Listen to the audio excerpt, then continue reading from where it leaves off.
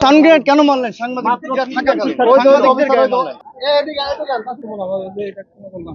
আপনারা ভাই মাত্র তিনজন শিক্ষার্থী এখানে ছিল। এই অবস্থায় আমরা সাংবাদিকরা 100-এরও বেশি সাংবাদিক ছিলাম। এই অবস্থায় আপনারা কেন নিক্ষেপ করলেন? এই যারা ছিল তাদের আমাদেরকে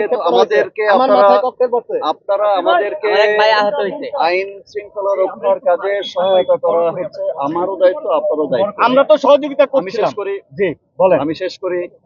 আমি শেষ না করে আপনার কথা বলছি। বলেন।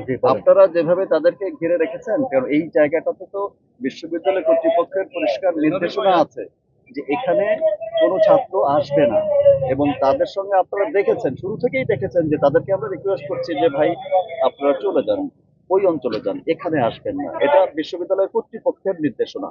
তো সেটি আমরা এনশিওর করতে গিয়ে আপনারা যখন তাদেরকে ঘিরে ধরে রেখেছেন, তখন তো আমাদের পুলিশকেও আপনারা ওখানে ঢুকতে দিচ্ছেন না। আমরা এটা আমি কথা বলতে দিই, যদি একজন করে বলা হয় তাহলে উত্তরটা দিতে ভালো। আমরা আশা করব আপনাদের কাছে যে আইন শৃঙ্খলা রক্ষার কাজে সকলকে সহযোগিতা করা। আমরা আইন শৃঙ্খলা রক্ষাকারী বাহিনীকে সহযোগিতা করবেন। দর্শক দেখছেন সাংবাদিকদের উপরে সাউন্ড গ্রেনেড মেরেছে পুলিশ, এবং সাংবাদিকদের সদুত্তর না দিয়ে কিন্তু আসলে পুলিশ সরে যাচ্ছে, সেটি কিন্তু আসলে দেখছেন আপনারা।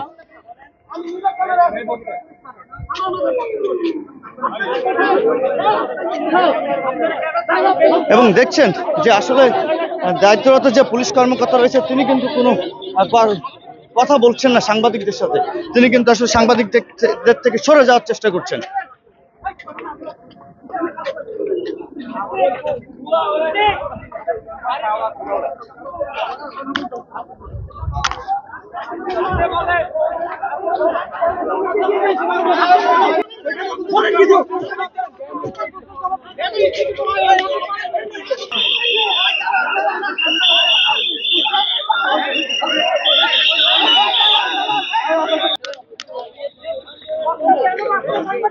সাংবাদিকের উপরে কিন্তু গ্রেনেড ফেলা হয়েছে।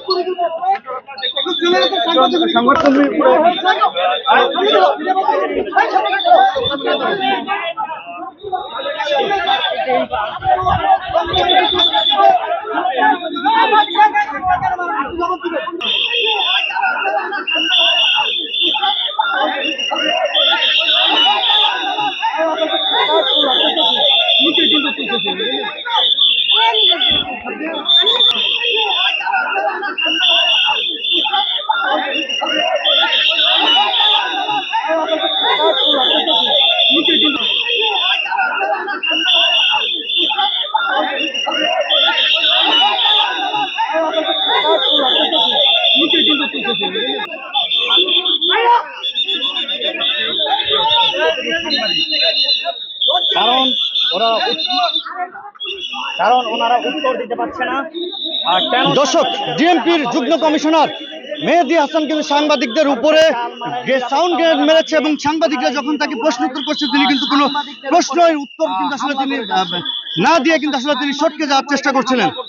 এই উত্তর পুলিশই দিতে পারছে না। ডিএমপির যুগ্ম কমিশনার মেহেদী হাসান কিন্তু আসলে এই কর্মকাণ্ড ঘটিয়েছেন, সাংবাদিকদের উপর কিন্তু আসলে সাউন্ড গ্রেনেড ছুঁড়েছে। বস্তুনিষ্ঠতায় সচেষ্ট যারা থাকে তারা সবসময় মানুষের ভালো এবং মন্দ সবকিছু মানুষের সামনে উপস্থাপন করে। তাদেরই নিরাপত্তা নেই পুলিশ বাহিনীর কাছে। এই পুলিশ বাহিনী কেন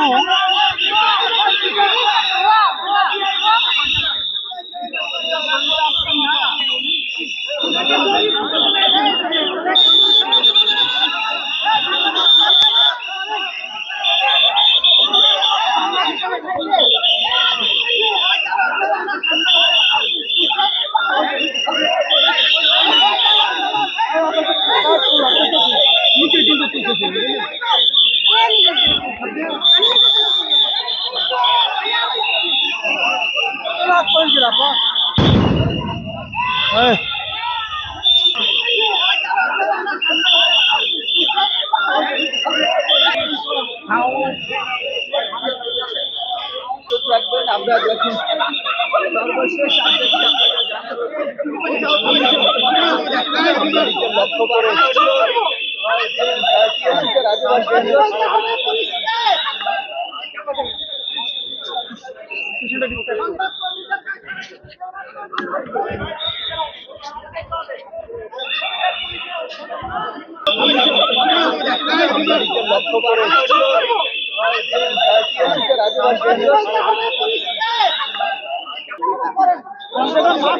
যেমনটি দেখছিলেন